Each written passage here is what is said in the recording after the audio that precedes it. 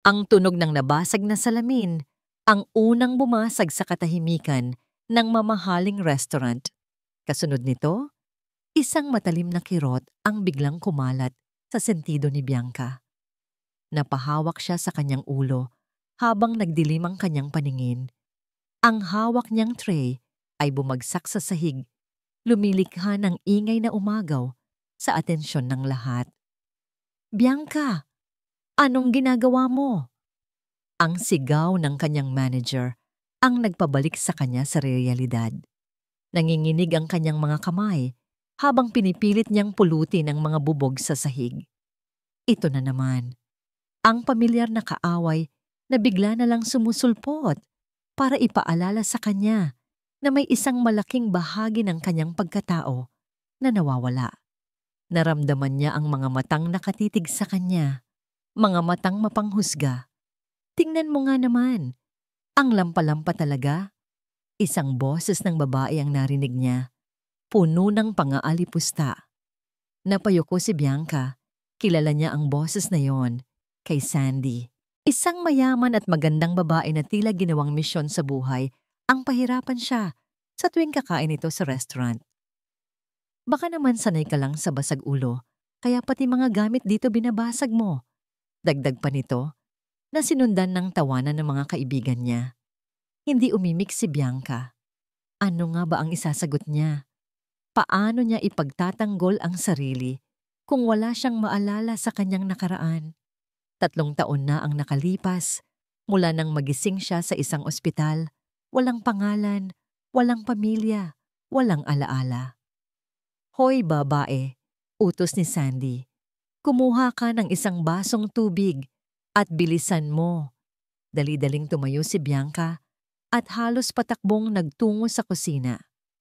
Huminga siya ng malalim, pilit pinapakalma ang sarili.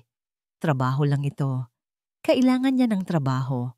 Pagbalik niya, dala ang isang basong tubig. Maingat niya itong inilapag sa mesa ni Sandy. "Oh, sorry," sabi ni Sandy nang biglang aksidenteng nasagi ng kanyang kamay ang baso.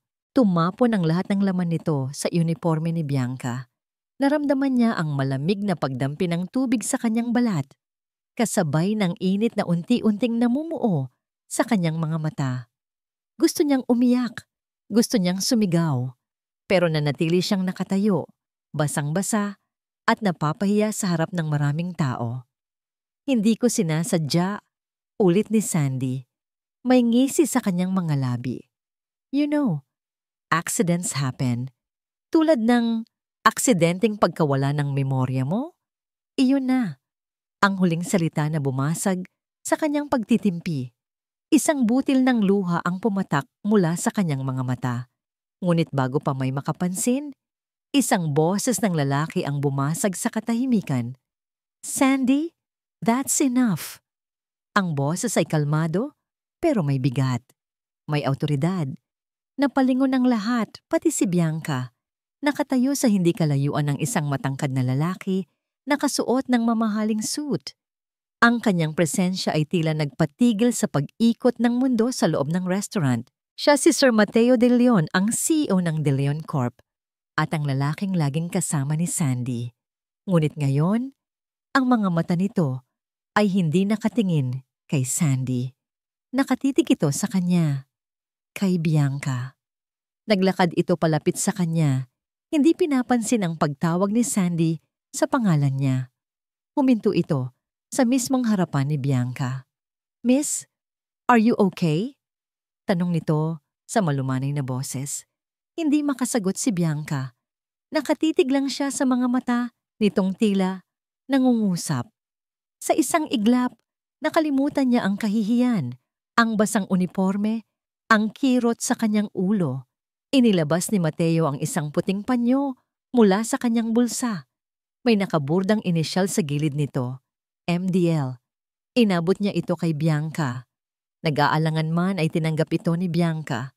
Nang magdampi ang kanilang mga balat, isang kuryente ang tila gumapang sa kanyang buong katawan. "I think you should go home and rest," sabi ni Mateo. Ang mga mata ay puno ng pag-aalala. "Ako na ang bahala dito." Tumango lang si Bianca, hindi pa rin makapagsalita. Mabilis siyang tumalikod at naglakad papunta sa locker room. Hawak-hawak ang panyong ibinigay sa kanya. Rinig niya ang galit na boses ni Sandy habang papalayo siya, pero hindi na niya ito pinansin. Sa loob ng locker room, sumandal siya sa pader at napahawak sa kanyang dibdib. Ang bilis ng tibok ng puso niya. Nang gabing iyon, hindi ang panlalait ni Sandy ang nanatili sa kanyang isipan, kundi ang mga mata ng lalaking nagbigay sa kanya ng panyo. At ang tanong na biglang sumulpot sa kanyang isipan, sino ka ba talaga, Bianca? Bago pa niya masagot ang tanong na yon, bumukas ang pinto. Padabog na bumukas ang pinto at iniluwa nito ang galit na mukha ni Mr. Reyes, ang kanilang manager. Nakasalubong ang kanyang mga kilay at nakapamewang ito habang tinitingnan si Bianca mula ulo hanggang paa. Ang tingin nito ay mas malamig pa kaysa sa tubig na bumasa sa kanyang uniforme. Ano na namang eksena ang ginawa mo sa labas, Bianca? Napalunok si Bianca. Nanginginig ang kanyang mga labi habang sinusubukang magpaliwanag. Sir, hindi ko po sinasadya. Yung baso po. Wala akong pakialam sa baso. Putol nito sa kanya. Ang problema ay ang gulo. Alam mo ba kung sino ang mga yon? Sila Sir Mateo de Leon. Ang pamilya nila ang may-ari ng kalahati ng mga building sa syudad na to. At si Miss Sandy, ang fiancé niya. Mga VIP natin sila. Parang binuhusan ng mas malamig na tubig si Bianca sa narinig. Fiancé. Siyempre, isang babaeng tulad ni Sandy para sa isang lalaking tulad ni Sir Mateo. Bagay na bagay. Bakit nga ba siya nag-isip ng iba? At dahil sa'yo, nagkaroon ng eksena. Patuloy ni Mr. Reyes, ang bawat salita ay parang latigo. Pinahiya mo ang restaurant. Pinahiya mo ako. Sorry po, sir. Hindi na po mauulit. Halos pabulong na sabi ni Bianca. Iyon lang ang kaya niyang sabihin. Iyon lang naman lagi ang sinasabi niya. Lumapit si Mr. Reyes sa kanya. Ang mukha nito ay isang pulgada na lang ang layo. Talagang hindi na mauulit. Dahil sa susunod na magreklamo ulit si Miss Sandy tungkol sa'yo, hindi na ako magdadalawang isip na sipain ka palabas ng pinto. Tumalikod ito at naglakad palabas. Ngunit bago ito tuluyang makalabas, huminto ito at muling nagsalita nang hindi lumilingon. Isang pagkakamali pa, Bianca. Lalo na kung may kinalaman sa mga De Leon. Sa ayaw at sa gusto mo, mawawalan ka ng trabaho. At isinara nito ang pinto ng malakas. Iniwan si Bianca na mag-isang nanginginig sa lamig at takot. Napasandal siya sa mga locker, dahan-dahang napaupo sa sahig. Niyakap niya ang kanyang mga tuhod. Ngayon, dalawa na ang bumabagabag sa kanya. Ang mga matang puno ng pag-aalala. At ang banta ng pagkawala ng nag-iisang bagay na bumubuhay sa kanya sa loob ng 3 taon. Ang kanyang trabaho. Napatingin siya sa puting panyong hawak pa rin niya.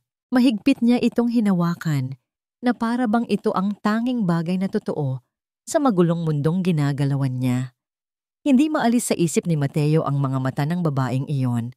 Nakatayo siya sa harap ng floor-to-ceiling window ng kanyang opisina sa pinakatuktok ng De Leon Tower. Sa ibaba, parang mga langgam na gumagalaw ang mga sasakyan. Isang tanawing nagpapakita ng kapangyarihan at kontrol. Pero sa sandaling iyon, ang isip niya ay wala sa kanyang imperyo. Nasa isang maliit at puting panyo na nakapatong sa kanyang mamahaling mesa. Ang panyong ibinigay niya sa babaeng waitress, Bianca. Naaalala niya ang paraan ng pagtingin nito sa kanya. Isang halo ng takot, pagtataka, at isang kalungkutang hindi niya maipaliwanag. Tila may pasan itong bigat na hindi nababagay sa kanyang mga balikat. Isang bagay sa kanya ang gustong alisin ang bigat na yon. Damn it! Bulong niya sa sarili. Bakit ba niya iniisip ang isang estranghero? Marami siyang dapat asikasuhin. Isang multi-million deal sa umaga, board meeting sa hapon. Pero ang mga numero at business proposals ay tila nawalan ng kulay. Ang tanging malinaw sa isip niya ay ang imahe ng mga luhang namumuo sa mga mata ni Bianca at ang galit na naramdaman niya para kay Sandy. Kinuha niya ang intercom sa kanyang mesa. "Carla, come in." Agad pumasok ang kanyang executive assistant. "Yes, Sir Mateo. Arrange for a flower delivery sa restaurant kung saan kami nag-lunch ni Sandy kahapon." Utos niya habang nakatalikod pa rin at nakatingin sa labas. "I want the biggest, most beautiful bouquet you can find. Walang card. Just deliver it to a waitress named Bianca." "Copy, sir." Nang makalabas si Carla, nakaramdam si Mateo ng kaunting gumaan ang loob. It was a simple gesture. Isang paraan para humingi ng paumanhin sa ngalan ni Sandy. Isang paraan para sabihing may nakakakita sa kanya. Ilang oras ang lumipas. Nalibang na si Mateo sa trabaho nang biglang mag-ring ang kanyang private cellphone. Pangalan ni Sandy ang lumabas sa screen. Napabuntong hininga siya bago sagutin. "Sandy! Mateo! What is the meaning of this?" Ang sigaw sa kabilang linya ay sapat na para ilayo niya ng bahagya ang cellphone sa kanyang tainga. "What are you talking about?" Kalmado niyang tanong, kahit alam na niya ang sagot. "Don't play dumb with me. Ang mga bulaklak. Pinagtitinginan ako ng mga tao dito. Pinagmumukha mo akong kontrabida. Nagpadala ka ng bulaklak sa hampas lupang waitress na yon para lang ipahiya ako." Napahilot si Mateo sa kanyang sentido. "I was apologizing for your behavior yesterday. It was uncalled for." "My behavior? Ako pa ang may kasalanan. Mateo, nakikita mo ba ang sarili mo? You are defending a nobody. Isang babaeng walang pinanggalingan." May isang bagay sa boses ni Sandy na nagpainit ng ulo ni Mateo. Ang purong pangmamaliit. "At anong ginawa mo?" Tanong ni Mateo. Malamig ang kanyang boses. Natahimik si Sandy sa kabilang linya. "What do you mean?" "I know you, Sandy. Hindi ka titigil hanggat hindi mo siya napapahiya. Anong ginawa mo sa restaurant?" Narinig niya ang pagbuntong hininga ni Sandy na sinundan ng isang mapanuyang tawa. "Wala naman. Tinanong ko lang kung magkano siya. Kung magkano ang presyo niya para tigilan ka na niya." Napapikit si Mateo sa galit. Naramdaman niya ang pagkuyom ng kanyang kamao. "At alam mo ba kung anong ginawa ng kawawang babae?" Patuloy ni Sandy. "Matapos kong itapon ang mga bulaklak mo sa sahig, pinulot niya. Pinulot niya isa-isa habang sinasabi na kahit yurakan, bulaklak pa rin. How pathetic." Pero hindi awa ang naramdaman ni Mateo, kundi paghanga. Paghanga sa tahimik na katatagan ng babaeng yon. "I have to go," mariin niyang sabi. "Mateo, wait!" Pinatay na niya ang tawag. Hindi na siya nag-isip pa. Kinuha niya ulit ang intercom. "Carla, get me the number of the restaurant manager. Now!" Makalipas ang 1 minuto, nasa kanya na ang numero. Pero hindi ang manager ang gusto niyang kausapin. Kinuha niya mula dito ang personal na numero ni Bianca. Nanginginig ng bahagya ang daliri niya habang tinatype ang mga numero sa kanyang cellphone. Hindi niya alam kung bakit siya kinakabahan. Siya si Mateo De Leon. Nakikipag-usap siya sa mga bilyonaryo at politiko nang hindi kumukurap. Pero ang pagtawag sa isang waitress ay nagpapakaba sa kanya. 2 ring. Hello?" Ang boses sa kabilang linya ay mahina at nag-aalangan. Pero yun nga ang boses niya. "Hello? Is this Bianca?" Sinubukan niyang gawing normal at profesional ang kanyang boses. Katahimikan. Pagkatapos ng ilang segundo, sumagot ito. "Sa sino po sila?" "This is Mateo. Mateo De Leon." Mas matagal na katahimikan. Narinig niya ang paglunok nito sa kabilang linya. "Sir, Bakit po kayo napatawag? I just wanted to check if you're okay. Nakarating sa akin ang nangyari kanina and I want to apologize. Again? Okay lang po, sir. Sanay na po. Ang huling mga salitang yon ay parang patalim na tumusok sa puso ni Mateo. Sanay na.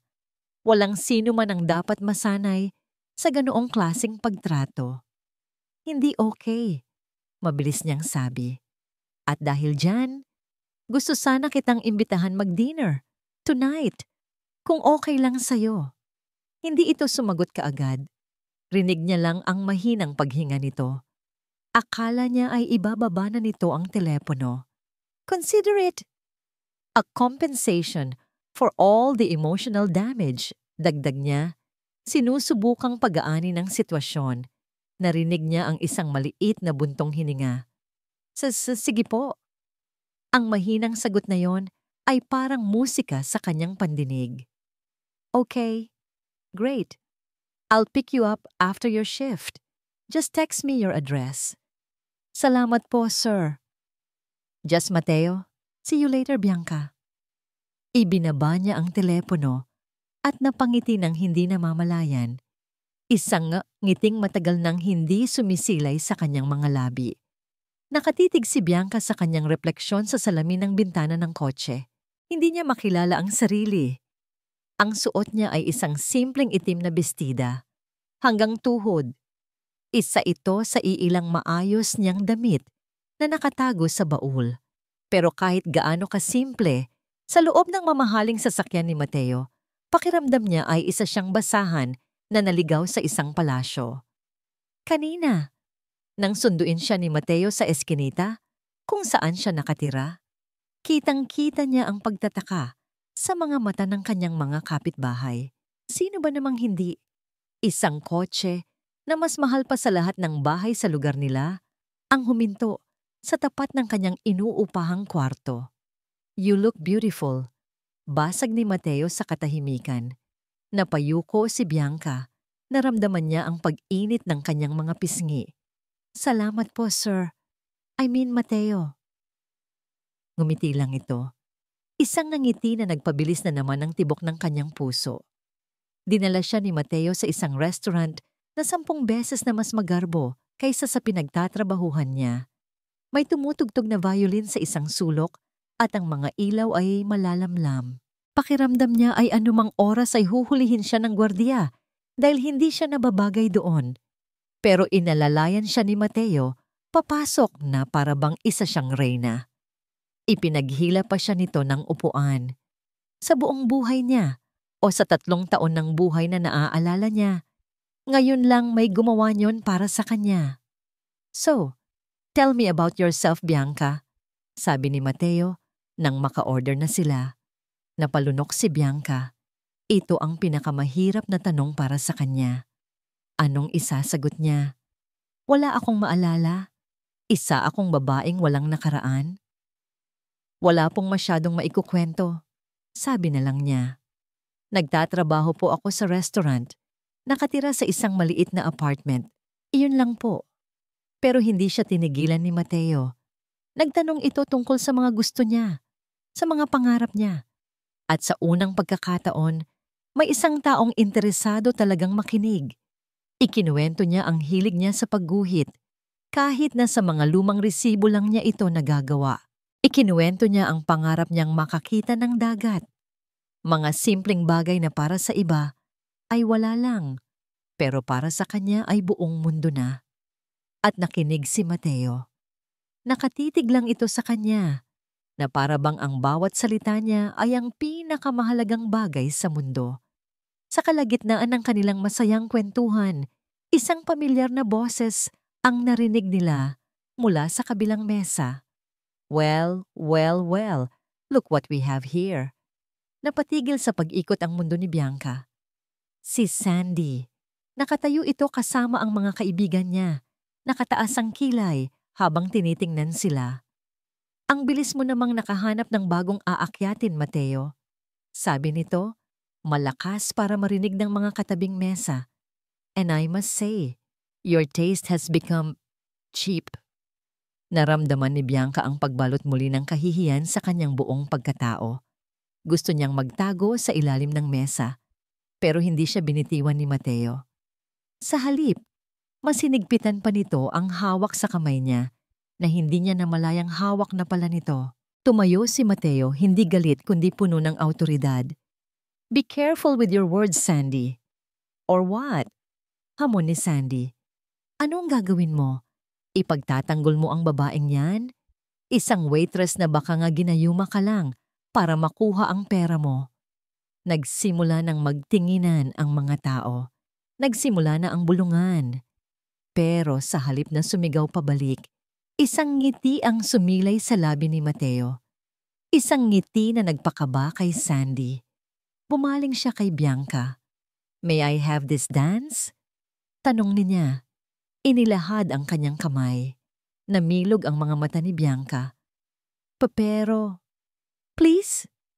Sa gitna ng mga matang mapanghusga, sa gitna ng mga bulungang mapanira, tumango si Bianca. Inakay siya ni Mateo patungo sa gitna ng dance floor, sa ilalim ng isang malaking chandelier. Ang musikero ng violin ay tila naintindihan ng sandali at nagsimulang tumugtog ng isang mabagal at romantikong himig. Ipinulupot ni Mateo ang kanyang braso sa baywang ni Bianca at ipinatong naman ni Bianca ang kanyang mga kamay sa balikat nito. Nagsimula silang sumayaw, dahan-dahan. "Hayaan mo sila," bulong ni Mateo sa kanyang tainga. "Tonight, it's just you and me." Napapikit si Bianca. Sa unang pagkakataon sa loob ng 3 taon, naramdaman niyang ligtas siya. Naramdaman niyang may kakampi siya. Sa bisig ng lalaking ito, tila nawala ang lahat ng kanyang takot. Idinilat niya ang kanyang mga mata at sinalubong ang titig ni Mateo. Sa mga matang iyon, wala siyang nakitang awa. Ang nakita niya ay paghanga, respeto, at isang bagay pa na hindi niya mapangalanan, pero nagpapabilis ng tibok ng kanyang puso. "She is the most decent woman I have ever met," narinig niyang sabi ni Mateo. Sapat na ang lakas para marinig ni Sandy at ng buong mundo. "And I will not let anyone disrespect her." Ngunit hindi nila napansin. Sa isang madilim na sulok ng restaurant, may isang taong hindi nakatingin sa kanila. Nakatutok ito sa kanyang cellphone. Isang matalim na flash ng camera ang kumislap, nahuli ang bawat galaw, bawat titig, bawat ngiti. Nahuli nito ang sandali kung kailan hinawakan ni Mateo ang pisngi ni Bianca. Nahuli nito ang sandali kung kailan tila ang dalawa na lang sila ang tao sa mundo. At bukas, ang larawang yon ay hindi na lang isang alaala. Ito ay magiging isang eskandalo. Ang mga headline ng mga pahayagan kinabukasan ay hindi na lang nagbabasa ng tungkol sa isang CEO at isang waitress. Ito ay tungkol sa De Leon hair caught in scandal with unknown woman, o Mateo De Leon leaves fiancé Sandy for mysterious waitress. Nang makita ni Bianca ang mga ito, naramdaman niyang para siyang binagsakan ng langit at lupa. Hindi niya akalain na ang simpleng pagtanggap niya sa imbitasyon ni Mateo ay hahantong sa ganito. Nasa loob siya ng kanyang maliit na kwarto, nakaupo sa tabi ng bintana, habang ang mga pahayagan ay nakakalat sa sahig na parang mga tuyong dahon. Bawat kwarto sa apartment building ay tila may tenga. Naririnig niya ang mga pabulungan, naririnig niya ang mga pagtawa. Alam niyang siya ang pinag-uusapan, ang sikat na waitress na dahilan ng eskandalo. Bianca. Napatayo siya nang marinig ang tawag ni Mateo mula sa labas ng kanyang pinto. Tumakbo siya sa bintana. Nakita niya ang mamahaling sasakyan nito na nakaparada sa kalsada. Agad niyang naisip ang sinabi ni Mr. Reyes kahapon. Isang pagkakamali pa, Bianca. Lalo na kung may kinalaman sa mga De Leon. Napalunok siya. Paano niya haharapin si Mateo? Paano niya ipapaliwanag na gusto na lang niyang maglaho? Bumukas ang pinto ng kanyang kwarto at pumasok si Mateo na agad niyang pinagbuksan. Ang mukha nito ay bakas ang pagod at inis. "Bianca, kumusta ka?" Tanong nito. Ang boses ay may pag-aalala. Hindi siya makatingin ng diretso sa mga mata nito. Okay lang po, sir. Mateo. Hindi ko po alam na ganito pala ang mangyayari. It's not your fault, Marinyang sabi. Lumapit ito at hinawakan ang kanyang mga balikat. Hindi nila alam kung anong klaseng tao ka. Pero ako din po, hindi ko alam. Mahina niyang sagot. Hindi ko nga alam kung sino ako. Pagkabanggit niya ng salitang iyon, naramdaman niya ang matinding pagkirot sa kanyang sentido. Para bang may mga maliliit na martilyong biglang bumayo sa loob ng kanyang ulo. Napahawak siya sa kanyang noo, napangiwi sa sakit. Bianca, anong nangyayari? Nag-aalalang tanong ni Mateo. Nagsimulang mag-blur ang paningin niya. Ngunit sa gitna ng ulap ng sakit, may isang imahe na biglang nabuo. Isang imahe ng isang pulang sasakyan, mabilis na paparating. Ang tunog ng busina nito na sinundan ng nakabibinging kalabog. Ah! Napasigaw si Bianca. Napaluhod siya sa sahig. Bianca! Nagmamadaling lumapit si Mateo. Inalalayan siya. Anong nakikita mo? Sabihin mo sa akin. Pinilit niyang magsalita. Pero ang mga salita ay hindi lumalabas. Ang imahe ng pulang sasakyan ay paulit-ulit na naglalaro sa kanyang isipan. May kasama itong tunog.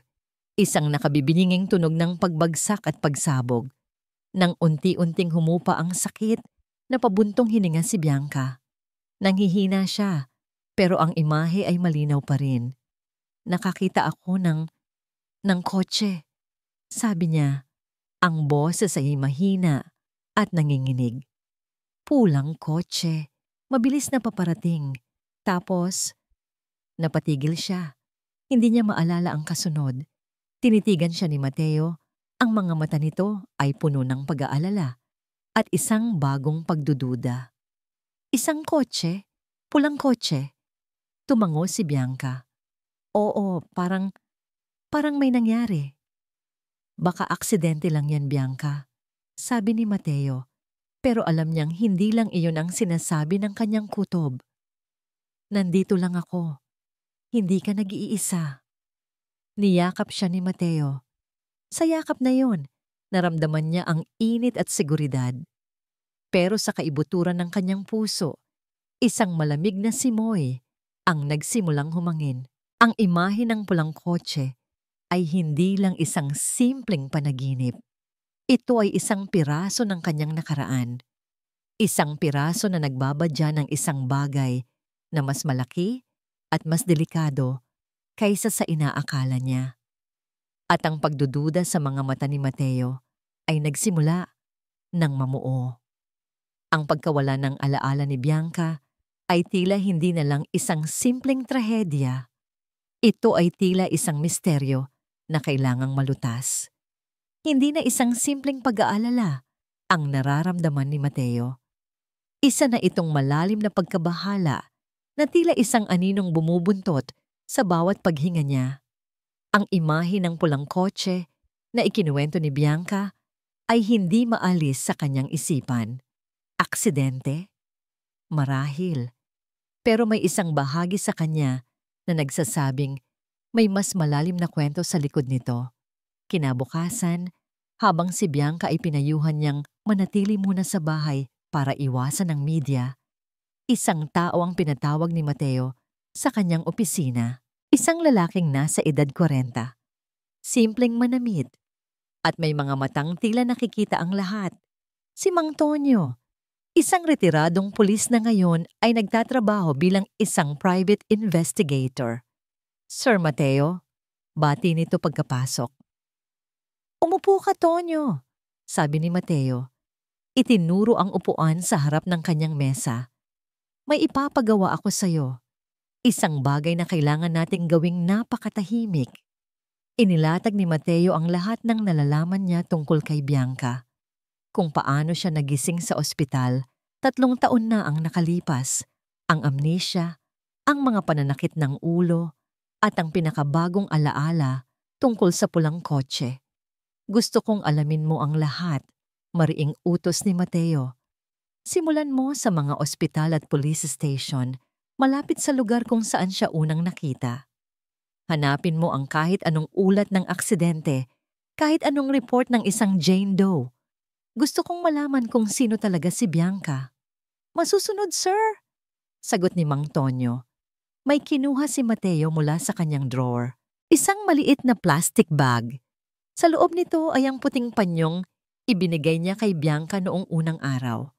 May bahid pa rin ito ng kaunting dugo mula sa pagkakadapa nito. May dugo dyan, sabi ni Mateo. Hindi ko alam kung kakailanganin, pero baka makatulong sa DNA test kung may paghahambingan tayo. Tumango si Mang Tonyo, kinuha ang ebidensya at tahimik na umalis. Naiwan si Mateo na muling nakatanaw sa bintana. Pakiramdam niya ay nagbukas siya ng isang pinto patungo sa isang madilim na silid. At hindi niya alam kung anong mga halimaw ang nag-aabang sa loob. Samantala, sa kabilang bahagi ng syudad, si Sandy ay hindi nakatanaw sa bintana. Nakatitig siya sa kanyang refleksyon sa isang malaking salamin. Ang kanyang mga mata ay nag-aalab sa galit. Ang iskandalo ay hindi lang sumira sa reputasyon niya. Sinira nito ang mga plano ng pamilya niya. Ang pagsasanib puwersa ng kumpanya nila at ng mga De Leon ay nakasalalay sa kasal nila ni Mateo. At ngayon, lahat ng iyon ay nanganganib dahil sa isang hamak na waitress. Hindi ako papayag, bulong niya sa kanyang sarili. Kung hindi kita matatalo sa puso ni Mateo, sisirain kita sa paraang hinding-hindi ka na makakabangon pa. Isang masamang plano ang nabuo sa kanyang isipan. Isang planong tuso at walang awa. Kinagabihan, habang nag-iisa si Bianca sa kanyang shift sa restaurant, dahil pinilit niyang pumasok para hindi masira ang tiwala ng manager niya, isang babaeng hindi niya kilala ang umupo sa isang sulok. Ang babae ay umorder lang ng kape at tahimik na nagmasid. Nang malapit nang matapos ang shift ni Bianca at kakaunti na lang ang tao, lumapit ang babae sa counter para magbayad. Miss, naiwan mo yata ito, sabi ng babae. May inabot itong isang kumikinang na kwintas na may malaking diamante. Nagtaka si Bianca. Nako, hindi po sa akin yan. Sigurado ka? Tanong ng babae. Nakita ko kasing nahulog malapit sa'yo kanina. Bago pa makasagot si Bianca, mabilis na isinuksok ng babae ang kwintas sa bulsa ng apron ni Bianca. Sige na, sa'yo na yan. Pasasalamat ko na lang sa masarap na kape. At mabilis itong umalis. Naiwang tulala si Bianca, hawak ang kwintas sa kanyang bulsa. Makalipas ang ilang minuto, isang sigaw ang umalingaw-ngaw sa buong restaurant. Isang babaeng customer, isa sa mga kaibigan ni Sandy, ang nagwawala. Nawawala ang kwintas ko. Ang diamanteng kwintas ko. May nagnakaw. Agad na nagkagulo. Si Mr. Reyes ay namutla at sinubukang pakalmahin ng babae. Hahalughugin natin ang buong lugar, sigaw ng babae. Simulan niyo sa mga staff, lalo na sa babaeng yan. Sabay turo kay Bianca. Nanlamig ang buong katawan ni Bianca. Pero, wala po akong kinuha. Tingnan natin. Sa harap ng lahat, walang awang kinapkapan ni Mr. Reyes ang uniforme ni Bianca. At mula sa bulsa ng kanyang apron, dahan-dahan nitong inilabas ang isang kumikinang na diamanteng kwintas. Ang katahimikan na bumalot sa restaurant ay mas nakabibingi kaysa sa anumang sigaw. Ang lahat ng mga mata, puno ng pagkasuklam, puno ng panghuhusga, ay nakatutok sa kanya. Magnanakaw, dinig niyang bulong ng isa. Kaya pala walang maalala, baka kriminal. Sabi naman ng isa pa. Tawagin ang pulis. Sigaw ng babaeng nagrereklamo. Walang nagawa si Bianca kundi mapaluha. Hindi ito totoo. Isa itong pain, isang bitag. Habang isinasakay siya sa kotse ng pulis, Ang huling nakita niya ay ang pagngisi ni Mr. Reyes. Sa di kalayuan, sa loob ng isang itim na kotse, nakangisi ring nanonood si Sandy habang papalayo ang police car. "Game over, bitch!" bulong niya. Samantala, nagring ang telepono ni Mateo de Leon. Siya na abalang naghihintay ng balita mula sa kanyang investigador ay sinagot ito. "Sir Mateo?" sabi ng boses sa kabilang linya. "Si Mang Tonyo." "May nahanap ka na?" tanong ni Mateo, puno ng pag-asa. "Sir, may nahanap po ako. Isang bagay na napakakakaiba," sabi ni Mang Tonyo, may pag-aalinlangan sa kanyang boses. Walang ulat ng aksidente na tumutugma sa kanya. Pero may isa pong ulat. Isang ulat ng isang nawawalang tao. Isang babaeng eksakto sa description niya na wala 3 taon na ang nakalipas. Sino siya? Hindi makapaghintay na tanong ni Mateo. "Ang pangalan niya, sir, ay Bianca Sandoval." Bianca Sandoval. Ang pangalan ay umalingaungaw sa isipan ni Mateo na parang isang kulog. Sandoval. Bakit napakapamilyar ng apelyidong yon? At bakit tila may dalang bigat at panganib?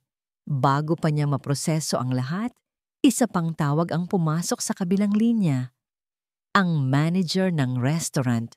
"Sir Mateo, may malaking problema po. Si Bianca. Si Bianca po dinampot ng pulis." Parang isang bombang sumabog sa pandinig ni Mateo ang balita. "Ano? Bakit?" Nanginginig ang boses ng manager habang ikinukwento ang di umano'y pagnanakaw. Pero hindi nakinig si Mateo sa detalye. Alam niya, sa kaibuturan ng kanyang puso, alam niyang hindi iyon totoo. Ito ay gawa-gawa lamang. Ito ay gawa ni Sandy. Saang presinto siya dinala? Malamig na tanong ni Mateo. Pagkabigay ng lokasyon, walang sabi-sabing pinaharurot ni Mateo ang kanyang sasakyan. Iniwan ang lahat ng papeles at meeting. Isa lang ang nasa isip niya, si Bianca. Samantala, sa loob ng malamig at masikip na selda, nakaupo si Bianca sa isang sulok. Yakap-yakap ang kanyang mga tuhod. Ang mga luhang kanina pa niya pinipigilan ay malaya nang dumadaloy sa kanyang mga pisngi. Magnanakaw. Iyon ang tingin sa kanya ng lahat. Paano niya ipagtatanggol ang sarili? Sino ang maniniwala sa isang babaeng walang pangalan, walang pamilya, walang nakaraan? Pakiramdam niya ay narating na niya ang dulo. Ang kadilimang matagal nang bumabalot sa kanyang isipan ay tila tuluyan ng lumamon sa kanyang pag-asa. Wala na. Tapos na ang lahat. Maya-maya, narinig niya ang pagbukas ng pinto ng selda. "Bianca, may nagpiyansa sa'yo." Napaangat ang kanyang ulo. Nakatayo sa labas ang isang pulis. At sa likod nito, nakatayo si Mateo. Ang mga mata nito ay puno ng halo-halong emosyon, galit, pag-aalala, at isang bagay na hindi niya mabasa. Nang makalabas siya, walang nagsalita sa kanilang dalawa. Naglakad lang sila palabas ng presinto. Sa bawat hakbang, naramdaman ni Bianca ang bigat ng kahihiyan. "Mateo, maniwala ka sa akin." Basag niya sa katahimikan nang makalabas na sila sa maingay na gusali. "Hindi ko ginawa yon. Hindi ko alam kung paano napunta sa bulsa ko ang kwintas na yon." Huminto si Mateo sa paglalakad at humarap sa kanya. Hinawakan nito ang kanyang muka gamit ang 2 kamay. "Alam ko," mahinahon niyang sabi. "Naniniwala ako sa iyo, Bianca." Ang mga salitang iyon ay sapat na para muling bumuhos ang kanyang mga luha. Pero ngayon, ito ay luha ng pasasalamat. "May kamera sa restaurant," paliwanag ni Mateo. "Isang maliit na security camera na ipinalagay ko para sa seguridad mo. Nakita ko ang lahat. Nakita ko ang babaeng naglagay ng kwintas sa bulsa mo." Nakahinga ng maluwag si Bianca. May ebidensya. Mapapatunayan niya ang kanyang pagiging inosente. Pero bago pa siya makapagpasalamat ng lubusan, isang itim at napakagarang sasakyan ang biglang huminto sa mismong tapat nila. Mabilis na bumaba mula rito ang 2 lalaking nakasuot. Nagulat si Mateo at agad na inilagay si Bianca sa kanyang likuran, handa sa anumang panganib. Ngunit ang mga lalaki ay hindi gumawa ng kahit anong masama. Magalang silang yumuko at binuksan ang pinto sa likod ng sasakyan. Mula sa loob, isang figura ang dahan-dahang lumabas. Isang matandang lalaki, nakasuot ng barong na gawa sa pinakamahal na tela. May hawak itong baston na may pilak na palamuti sa dulo. Ang kanyang tindig ay nagpapakita ng kapangyarihan, ngunit ang kanyang mga mata ay nakatitig lamang kay Bianca. At ang mga matang iyon ay puno ng luhang matagal ng kinikimkim. Naglakad ito palapit sa kanila. Bawat hakbang ay mabigat, bawat paghinga ay malalim. Huminto ito sa harapan ni Bianca. Dahan-dahan niyang itinaas ang kanyang kamay na nanginginig at hinaplos ang pisngi ni Bianca. Ang mga matang yan, sabi ng matanda. Basag ang kanyang boses. Ang mga mata ng aking anak. Naguguluhan si Bianca. Sa sino po kayo? Isang ngiti na may kasamang luha ang sumilay sa labi ng matanda. Ako ang lolo mo, iha. Natigilan si Bianca. Natigilan si Mateo. Hindi kita natagpuan sa loob ng 3 taon, patuloy ng matanda. Akala ko na wala ka na sa akin tulad ng mga magulang mo. Tumingin ito kay Mateo, pagkatapos ay muling ibinalik ang tingin kay Bianca. Bianca Sandoval. Apo ko? Sandoval. Sa wakas, naalala na ni Mateo kung saan niya narinig ang pangalang iyon. Si Don Ricardo Sandoval, ang patriarka ng Sandoval Corp, ang pinakamalaking kalaban ng De Leon Corp sa negosyo. Isang pamilyang matagal nang kaaway ng kanilang angkan at ang babaeng mahal niya ay isang Sandoval. Ang pag-asa na sandaling sumilay sa puso ni Bianca ay biglang napalitan ng gulat at pagkalito. Lolo? Sandoval? Ngunit ang lahat ng yun ay nawala nang makita niya ang pagbabago sa mukha ni Don Ricardo. Mula sa pagiging isang mapagmahal na lolo, ang mga mata nito ay nanlamig nang tumingin ito kay Mateo. Salamat sa pag-aalaga mo sa aking apo, Ginoo. Sabi ni Don Ricardo, ang bawat salita ay may diin. Ngunit mula ngayon, ang pamilya na namin ang bahala sa kanya. Humarap ito kay Bianca. Halika na, apo. Uuwi na tayo. Inakay nito si Bianca palayo kay Mateo. At bago ito tuluyang sumakay sa kotse, lumingon si Don Ricardo kay Mateo. Ang mga mata ay puno ng isang babala na kasing talim ng patalim. At ikaw, Ginoong De Leon, layuan mo na ang apo ko. Ang pagsara ng pinto ng sasakyan ay parang isang hatol na nagsasabing ang pag-ibig na nagsisimula pa lang mamukadkad ay ipinagbabawal na. Ang biyahe papunta sa mansyon ng mga Sandoval ay parang isang panaginip para kay Bianca. Nakaupo siya sa malambot na upuan ng mamahaling sasakyan, katabi ang isang lalaking nagsasabing lolo niya ito. Sa labas ng bintana, mabilis na nagdadaan ang mga pamilyar na tanawin ng syudad, ngunit sa loob ng kanyang isipan, lahat ay magulo. Sandoval. Siya si Bianca Sandoval. Ang pangalan ay maganda pakinggan, ngunit dayuhan sa kanyang pandinig. Nang huminto ang sasakyan sa harap ng isang dambuhalang gate na bumukas para sa kanila, isang mansyon na mas malaki pa sa buong apartment building na tinitirhan niya ang bumungad sa kanya. Welcome home, apo. Ang mga katagang yon ni Don Ricardo ay hindi nagdulot ng kapanatagan kay Bianca, kundi ng mas matinding pagkalito. Pagpasok nila sa loob, sinalubong sila ng mga kasambahay na nakayuko. Ang bawat sulok ng bahay ay sumisigaw ng karangyaan. Mga naglalakihang painting, mga antigong vase, at isang chandelier na tila gawa sa mga totoong diamante. Ito raw ang kanyang tahanan. Pero bakit pakiramdam niya ay mas nalulungkot siya ngayon kaysa noong nasa masikip siyang kwarto? Ipinakita sa kanya ang kanyang magiging silid. Ito ay mas malaki pa sa buong apartment niya. May sariling banyo at balkonahe. May isang malaking kama na may 4 na haligi at mga kurtinang seda. Sa ibabaw ng kama, may isang nakahandang damit. Isang magandang bestida na kulay krema. Magbihis ka, iha, at magpahinga. Marami tayong dapat pag-usapan, sabi ng kanyang lolo bago siya iwanan. Naiwan siya niyang mag-isa sa gitna ng malawak na kwarto.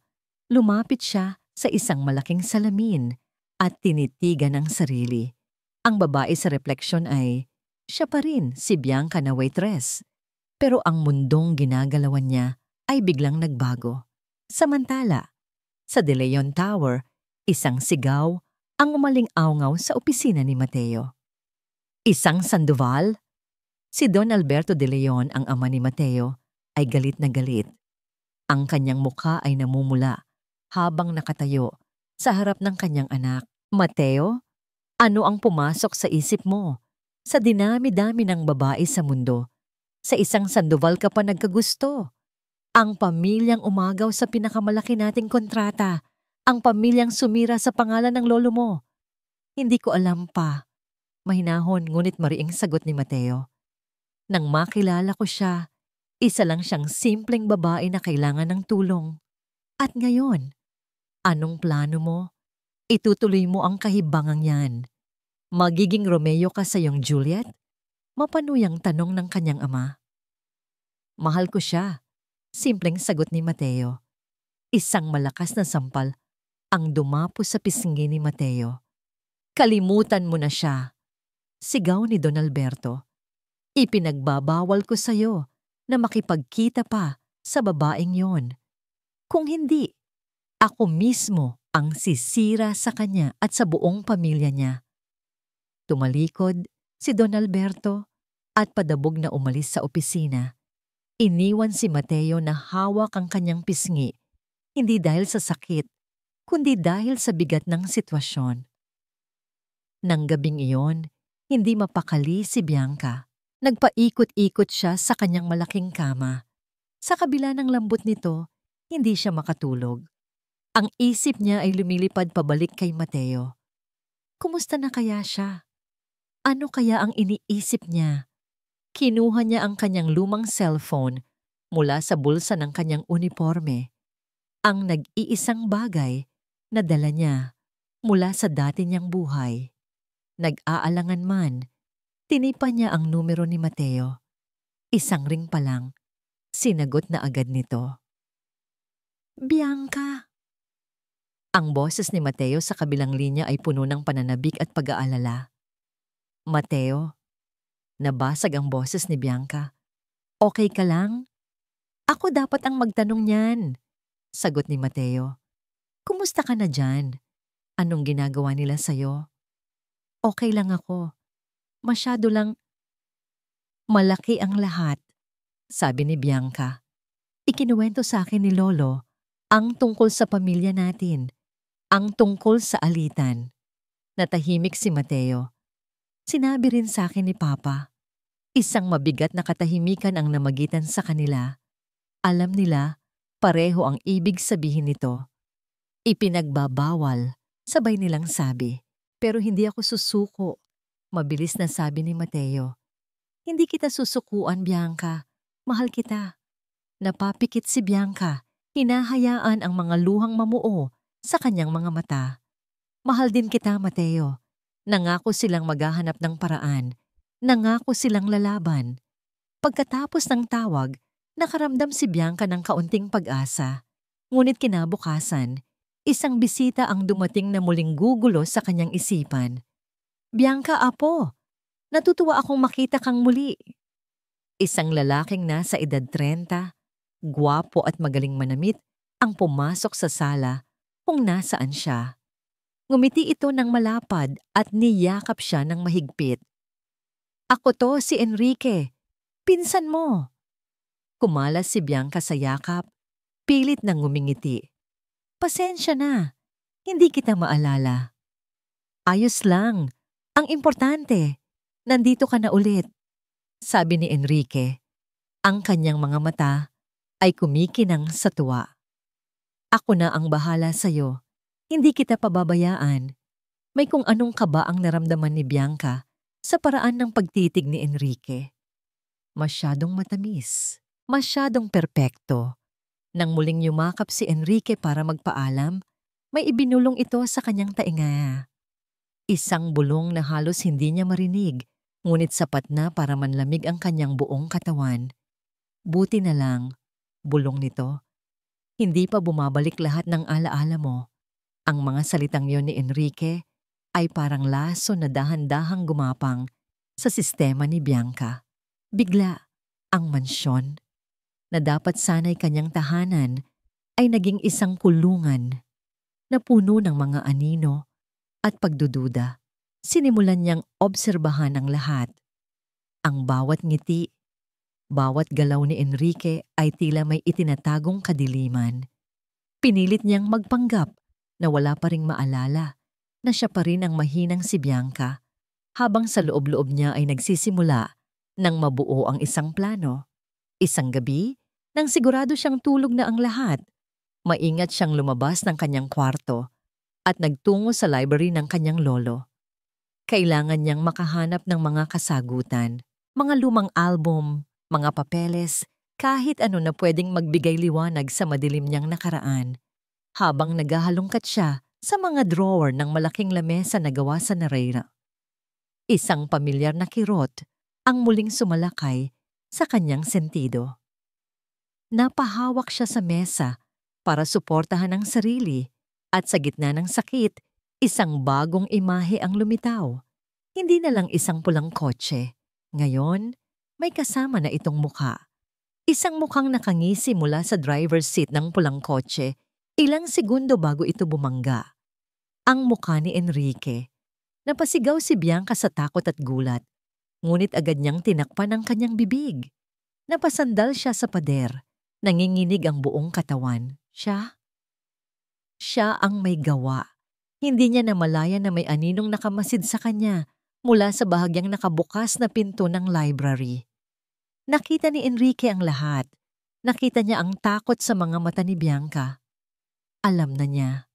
Samantala, hindi na makatiis si Mateo.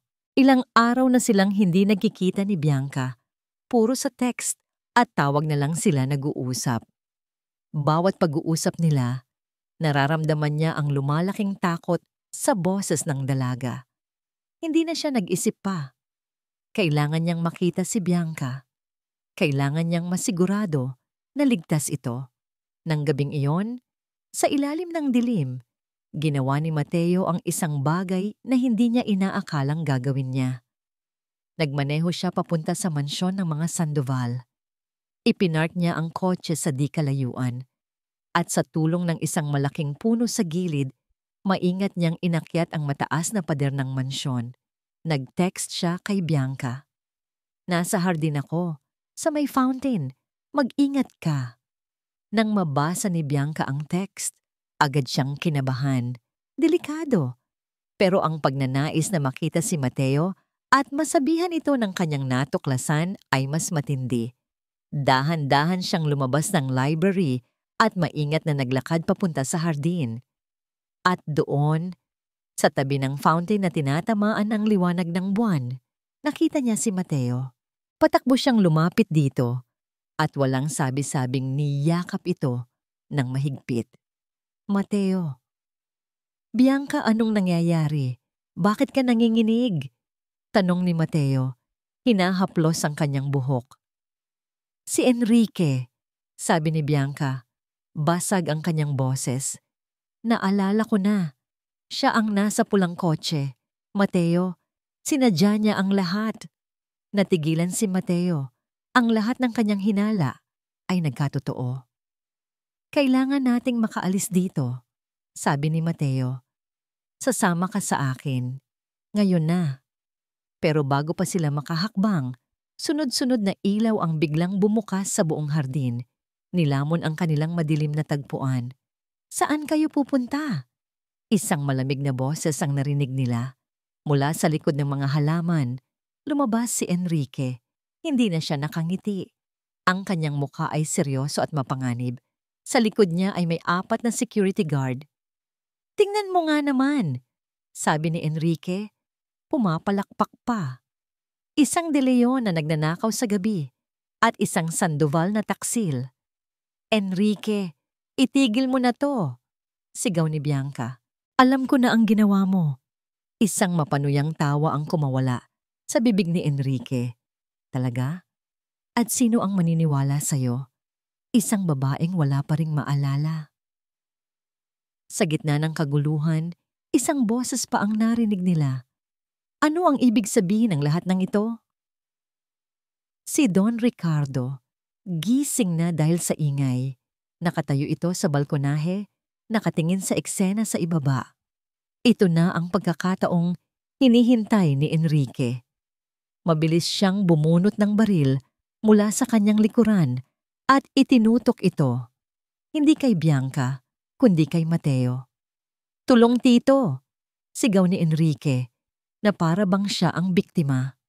"Nahuli ko ang lalaking to. Pinasok niya ang mansyon para saktan si Bianca."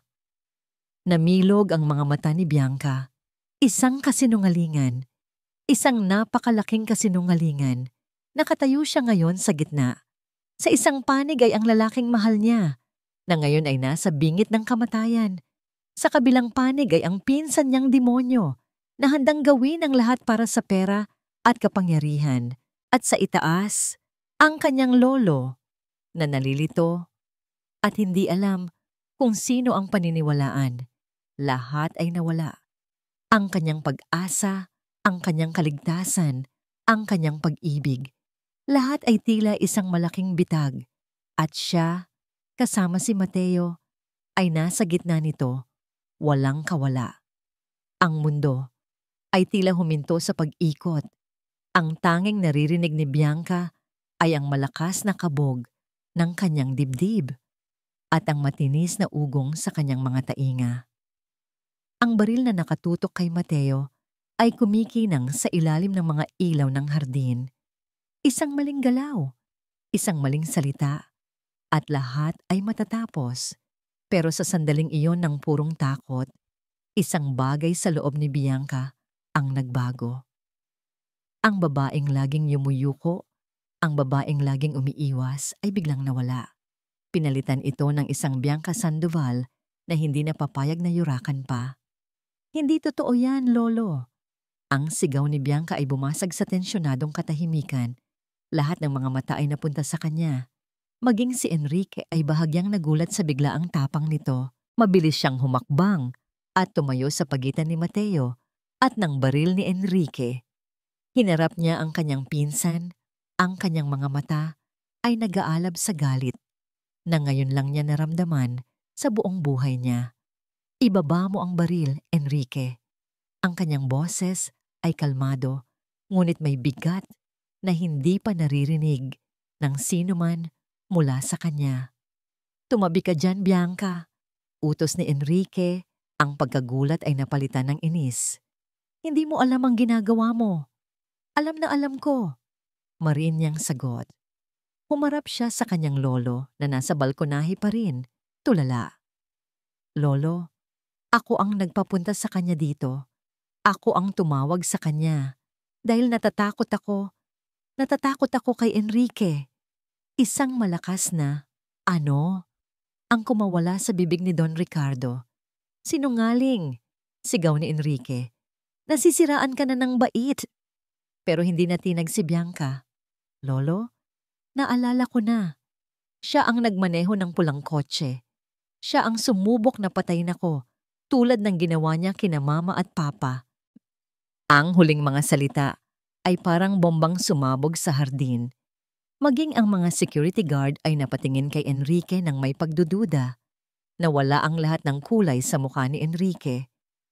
"Huwag kayong maniwala sa kanya. Guni-guni niya lang yan." Ngunit huli na ang lahat.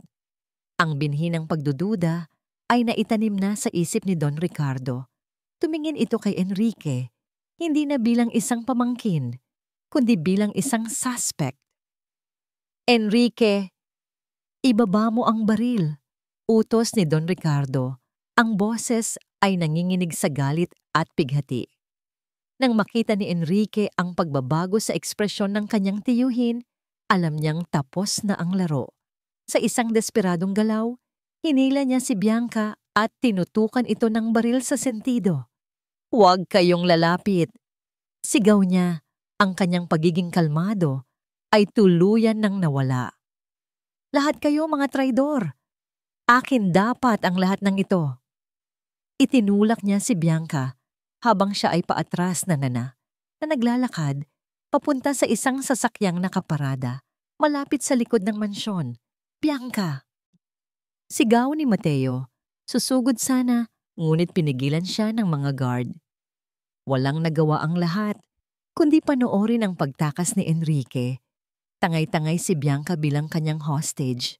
Sa loob ng humaharurot na sasakyan, umiiyak si Bianca. Pero hindi na ito luha ng takot. Ito ay luha ng galit. "Bakit, Enrique? Bakit mo to ginawa sa sarili mong pamilya?" tanong niya. "Dahil sawang-sawa na ako maging anino lang ng perpekto mong ama." Sigaw ni Enrique. Ang mga ugat sa kanyang leeg ay litaw na litaw. Laging siya ang magaling. Laging siya ang paborito. Kaya kinuha ko ang dapat ay sa akin. Habang nasa biyahe, hindi napansin ni Enrique na may isang bagay na nahulog mula sa bulsa ni Bianca. Isang maliit at lumang susi. Samantala, sa mansyon, nagkakagulo na ang lahat. Tinawagan na ni Don Ricardo ang pulis. Si Mateo naman ay hindi mapakali. "Kailangan nating gawin ang isang bagay," sabi niya kay Don Ricardo. "Saan niya posibleng dinala si Bianca?" "Hindi ko alam." Sagot ng matanda. Napaupo sa isang silya, tila tumanda ng 10 taon. Lumapit si Mateo sa lugar kung saan huling nakatayo si Bianca. At doon, sa damuhan, may isang bagay na kumislap. Dahil sa tama ng ilaw, isang maliit na susi. Pinulot niya ito. Mukha itong luma.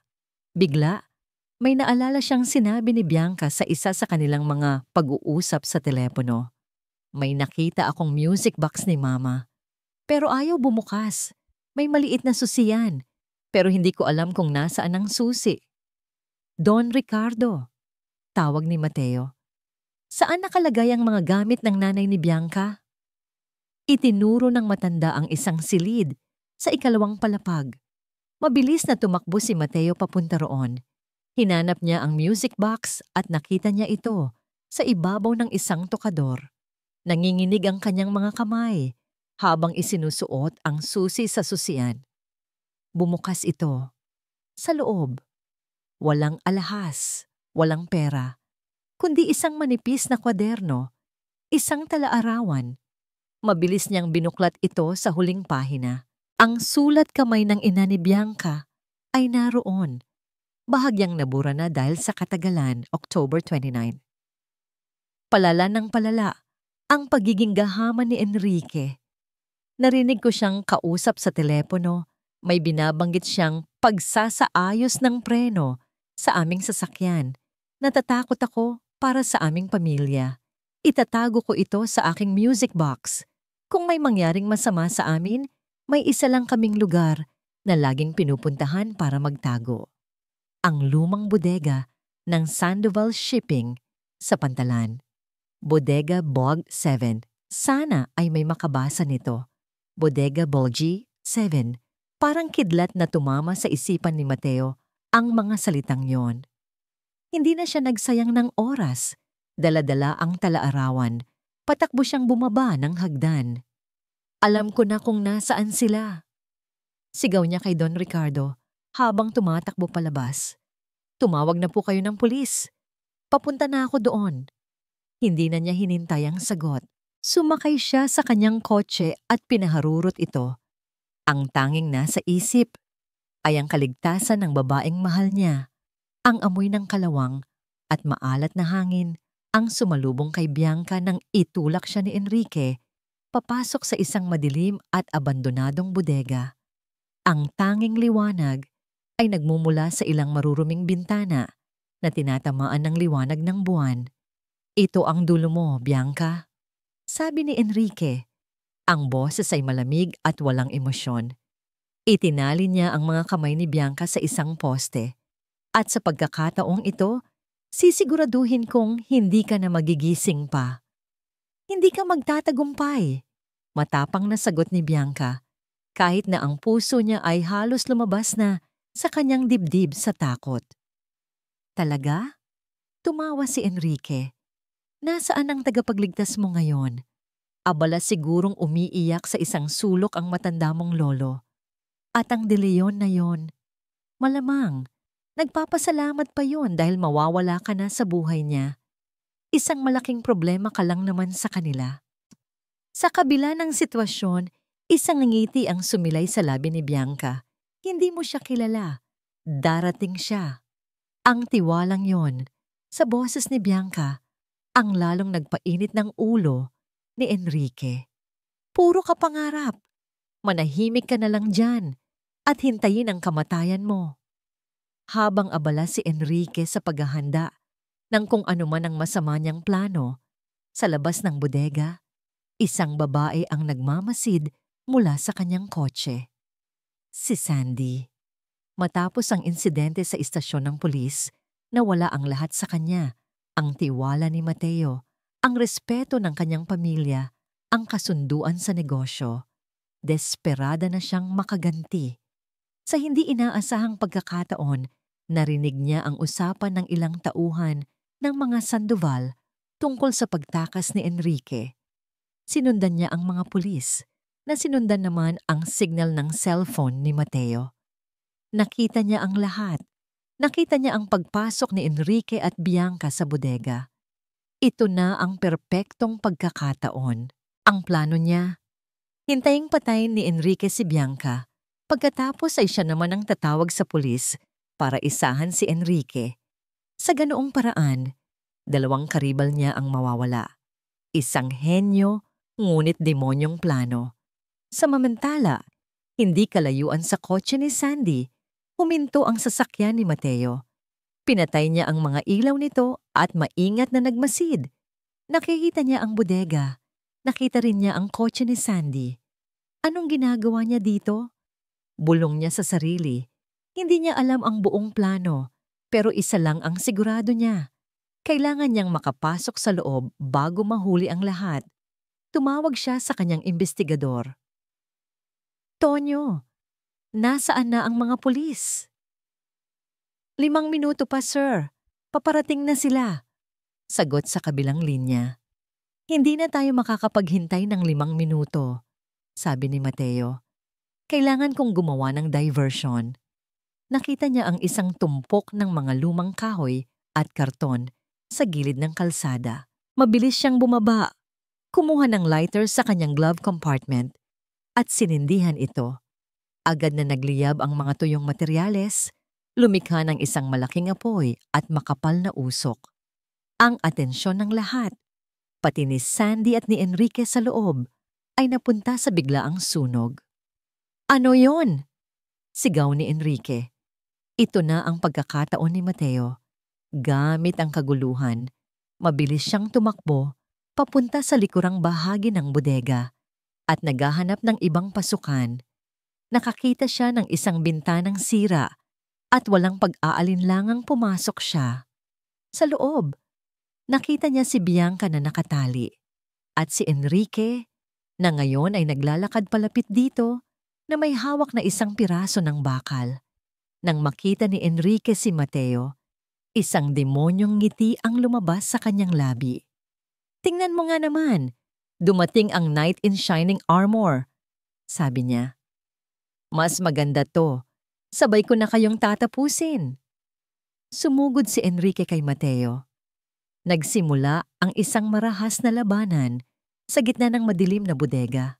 Kalabog ng mga bakal, mga sigaw, at mga daing ang umalingaw-ngaw sa buong lugar. Sa labas, narinig na ang mga sirena ng pulis. Nataranta si Sandy. Hindi pwedeng mahuli si Enrique ng buhay. Sa isang desperadong desisyon, pinaharurot niya ang kanyang kotse. Pero hindi para tumakas, pinaharurot niya ito papunta sa mismong pintuan ng bodega. Ang plano niya, Isara ang nag-iisang labasan para makulong silang tatlo sa loob. Nabibigyan ng sapat na oras si Enrique na tapusin ang dapat tapusin. Sa loob, narinig nila ang malakas na pag-arangkada ng sasakyan. "Mateo, mag-ingat ka!" Sigaw ni Bianca, ngunit huli na. Ang kotse ni Sandy ay sumalpok ng malakas sa malaking pintuan ng bodega. Tuluyan itong isinara at nagdulot ng pagguho ng ilang bahagi ng bubong. Si Mateo, na malapit sa pintuan ay hindi na nakaiwas. Isang malaking biga mula sa itaas ang bumagsak at tumama sa kanyang likod. Ah! Napaluhod si Mateo sa sakit, hindi na makagalaw. Nakangising lumapit si Enrique. Hawak pa rin ang piraso ng bakal. Mukhang dito na talaga nagtatapos ang kwento ninyo. Itinaas niya ang bakal. Handa nang ibigay ang huling nakamamatay na palo kay Mateo. Nakatali at walang magawa. Napapikit na lang si Bianca, kasabay ng isang sigaw na puno ng kawalan ng pag-asa. Sa sandaling akala ni Bianca ay katapusan na ng lahat. Isang malakas na kalabog ang yumanig sa buong bodega. Ngunit hindi ito mula sa pagguho. Galing ito sa pader sa kanilang likuran. Blag! Isang malaking butas ang biglang lumitaw sa pader na gawa sa yero. At mula roon ay sunod-sunod na pumasok ang mga pulis na armado at naka-full gear. Kasama nila si Don Ricardo. Ang mukha ay bakas, ang determinasyon at takot. "Enrique Sandoval, ibaba mo ang arma mo!" Sigaw ng hepe ng pulis. Natigilan si Enrique. Napatingin siya sa paligid. Napapaligiran na siya. Wala na siyang kawala. Ang kanyang mukha, na kanina'y puno ng kumpiyansa, ay biglang napalitan ng purong desperasyon. Hinila niya si Mateo, na halos walang malay, at idinikit ang matalim na dulo ng bakal sa leeg nito. "Huwag kayong lalapit!" Sigaw niya. Ang boses ay nanginginig na. "Isang galaw niyo lang, mamamatay ang De Leon na to." "Enrique, apo, itigil mo na yan." Pakiusap ni Don Ricardo. Ang mga luha ay nagsisimula nang mamuo sa kanyang mga mata. "Sumuko ka na. Huwag mo nang dagdagan pa ang kasalanan mo." "Kasalanan?" Tumawa si Enrique ng malakas. Isang tawang puno ng kabaliwan. "Kasalanan ko bang mas magaling ako sa ama ni Bianca? Kasalanan ko bang mas karapat-dapat ako? Pero ano ang ibinigay niyo sa akin, Tito? Mga tira-tira, mga segunda mano, habang ang pamilya niya, nasa kanila ang lahat." Bumaling siya kay Bianca. Ang mga mata ay nanlilisik sa galit. "At ikaw ang pinakamaswerte sa lahat. Kahit na wala ka na, ikaw pa rin ang hinahanap. Kahit wala ka nang maalala, ikaw pa rin ang bida. Dapat namatay ka na noon pa." "Hindi ako ang kontrabida dito, Enrique." Mahinahon, ngunit matatag na, sabi ni Bianca. Sinisikap na makuha ang kanyang atensyon. "Ikaw ang gumawa ng sarili mong kulungan. Ang kasakiman mo ang sumira sa'yo." Ang mga salita ni Bianca ay tila isang sampal na gumising kay Enrique. Sa isang iglap, nawala ang kanyang tapang. Napalitan ito ng pagkatanto. Pagkatanto, natalo na siya. Dahan-dahan niyang binitiwan si Mateo. Ang piraso ng bakal ay bumagsak sa sahig na may malakas na kalansing. Napaluhod si Enrique, napahagulhol na parang isang bata. Agad na lumapit ang mga pulis at pinusasan siya. Habang dinadala siya palabas, napatingin siya kay Don Ricardo. "Patawad, Tito." Iyon lang ang huli niyang sinabi. Samantala, dinaluhan agad ng mga mediko si Mateo. Si Bianca naman, nang makalagan na ng isang pulis, ay patakbong lumapit sa kanya. "Mateo! Mateo, gumising ka!" sabi niya, habang hinahaplos ang mukha nito. Dahan-dahang idinilat ni Mateo ang kanyang mga mata. "Bianca." Isang ngiti ang sumilay sa kanyang labi bago siya tuluyang mawalan ng malay habang isinasakay sa stretcher. Sa labas ng bodega, ang eksena ay mas magulo. Ang kotse ni Sandy ay wasak. Siya naman ay pinupusasan na rin ng mga pulis. Wala akong kasalanan. Sigaw niya. Tinutulungan ko lang kayo. Ngunit ang lahat ng ebidensya, ang pagharang sa pinto, ang mga testimonya ng mga nakakita, ay laban sa kanya. Ang kanyang huling pagtatangka na manalo ay siya ring naging huling pako sa kanyang kabaong. Lumapit si Don Ricardo kay Bianca at niyakap ito ng mahigpit. Patawarin mo ako, Apo. Patawarin mo ako sa lahat. Wala na po yon, Lolo, sabi ni Bianca, habang nakatingin sa papalayong ambulansya na lulan si Mateo. Ang importante, tapos na ang lahat. Tumango si Don Ricardo. Tumingin siya sa paligid, sa mga pulis, sa mga nasirang ari-arian. Pagkatapos ay tumingin siya sa isang direksyon. Papalapit sa kanila, si Don Alberto de Leon ang ama ni Mateo, nakararating lang matapos mabalitaan ang nangyari. 2 patriarka, 2 magkaaway na pamilya, nagtagpo ang kanilang mga mata sa gitna ng trahedya, walang nagsalita. Ngunit sa isang galaw na gumulat sa lahat, iniabot ni Don Ricardo ang kanyang kamay kay Don Alberto. Nag-alinlangan sandali si Don Alberto, ngunit nang makita niya ang sinseridad sa mga mata ng matanda at ang pag-aalala para sa kanyang anak, tinanggap niya ito. Salamat, sabi ni Don Alberto. Ang boses ay magaspang. Salamat sa pagliligtas sa anak ko. Ang apo ko ang nagligtas sa kanya, sagot ni Don Ricardo. At ang anak mo ang nagligtas sa apo ko. Ang pag-aabot ng kamay na yon ay hindi lang isang simpleng pasasalamat. Ito ang simula ng paghihilom, ang katapusan ng isang matagal ng alitan. Ilang linggo ang lumipas, nakatayo si Bianca sa harap ng isang malaking salamin sa kanyang kwarto. Hindi na ang kwarto sa mansyon, kundi sa isang bagong apartment na pinili niya para sa sarili. Hindi na siya ang waitress na laging takot. Hindi na rin siya ang heritier na nalilito. Siya na si Bianca, buo. Isang katok sa pinto ang narinig niya. Pagbukas niya, nakita niya si Mateo. Nakatayo, medyo may pilay pa sa paglalakad, pero nakangiti. Matagal kitang hinintay, sabi ni Bianca. Worth the wait naman, di ba? Biro ni Mateo. Pumasok ito sa loob. Ang sikat ng araw mula sa bintana ay tumatama sa kanilang mga mukha. Walang ano-ano'y dahan-dahang lumuhod si Mateo sa harap ni Bianca. May kinuha siya mula sa kanyang bulsa, isang maliit na kahon. Binuksan niya ito. Sa loob, isang singsing na may maliit ngunit napakakinang na diamante ang naroon. Bianca Sandoval, sabi ni Mateo. Ang kanyang boses ay nanginginig sa emosyon. Hindi ko maipapangako ang isang perpektong buhay, pero maipapangako ko na sa bawat paggising mo, sa bawat pagsubok na darating, nandito ako. Haharapin natin ng magkasama. Pakasalan mo ako. Ang mga luha na dumaloy sa pisngi ni Bianca ngayon ay hindi na dahil sa sakit o takot. Ito ay luha ng purong kaligayahan. Oo, bulong niya.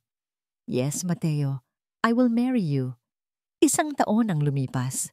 Ang sikat ng araw ay dahan-dahang tumatagos sa mga salaming bintana ng isang maliit at lumang simbahan sa probinsya. Hindi ito isang grandeng katedral na puno ng mga kilalang personalidad. Ito ay isang lugar na payapa, napapaligiran ng mga puno at mga bulaklak. Isang lugar na pinili ni Bianca at Mateo. Nakatayo si Bianca sa harap ng altar. Suot ang isang simpleng puting bestida. Ang kanyang buhok ay nakalugay lang, na may ilang maliliit na bulaklak na nakasabit dito. Sa kanyang tabi ay si Mateo, nakasuot ng barong. Ang mga mata ay kumikinang sa tuwa habang nakatingin sa kanya. Ang kanilang mga bisita ay kakaunti lamang. Si Don Ricardo, na ngayon ay mas madalas nang nakangiti. Si Don Alberto, nakatabi pa ni Don Ricardo, nag-uusap na parang matagal nang magkaibigan. Ang mga tapat na kaibigan at ilang kasamahan. Walang media, walang eskandalo, tanging pag-ibig lamang. You may now kiss the bride.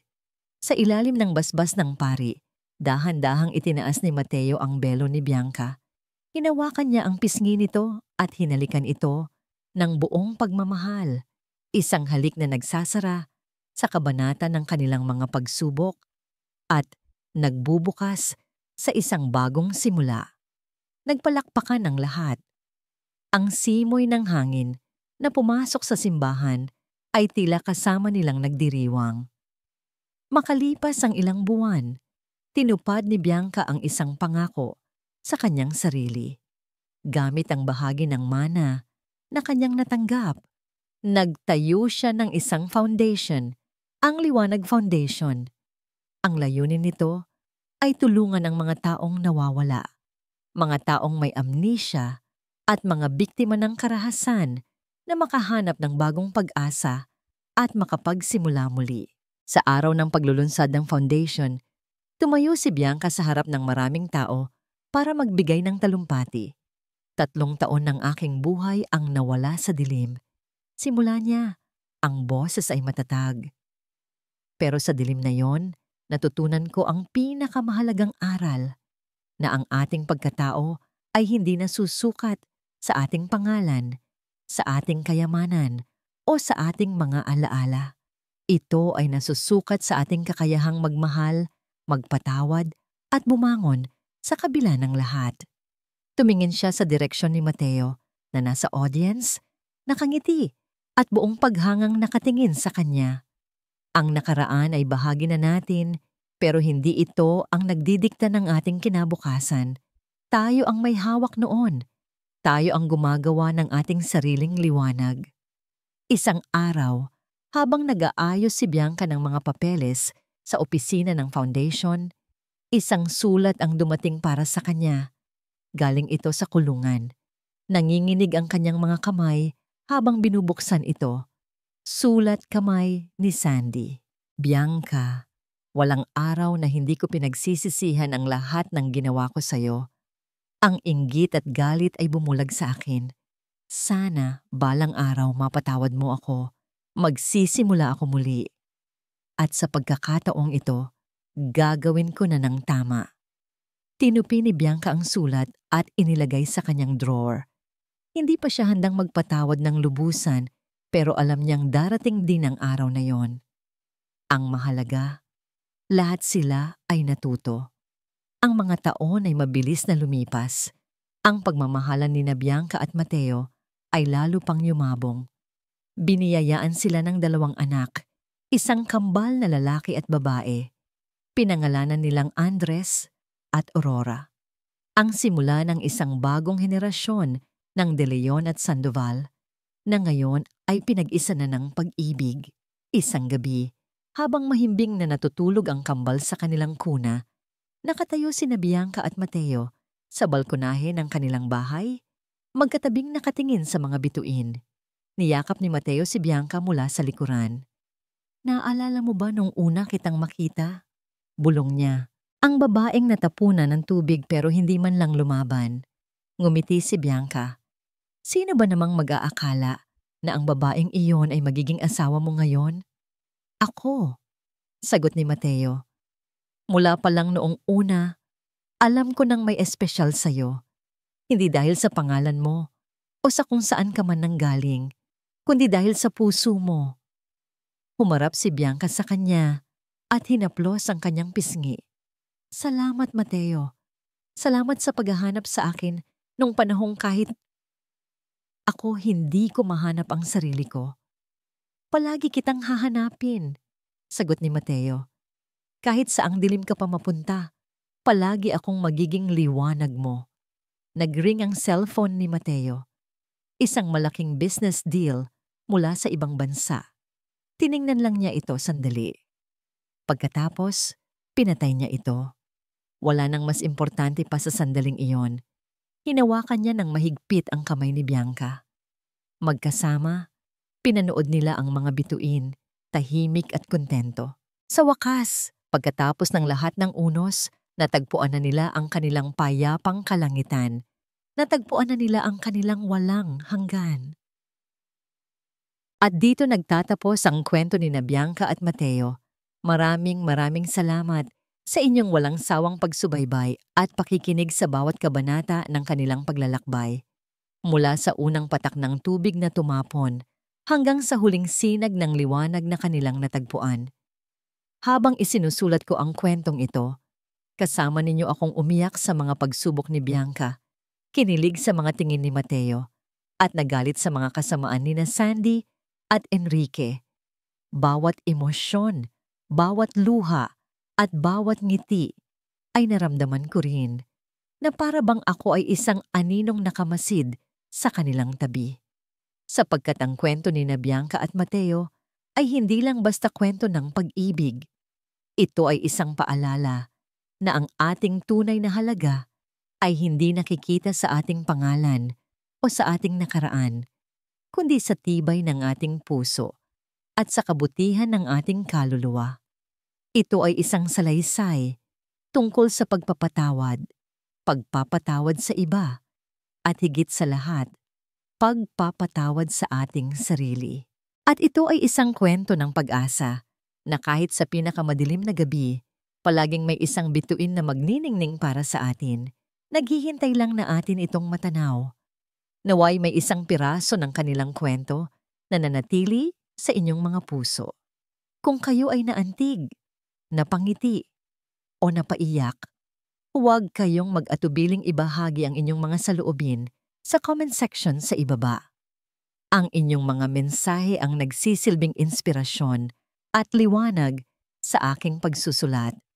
Hanggang sa ating susunod na pagkikita sa panibagong kwento ng pag-ibig at buhay. Tadhana Stories.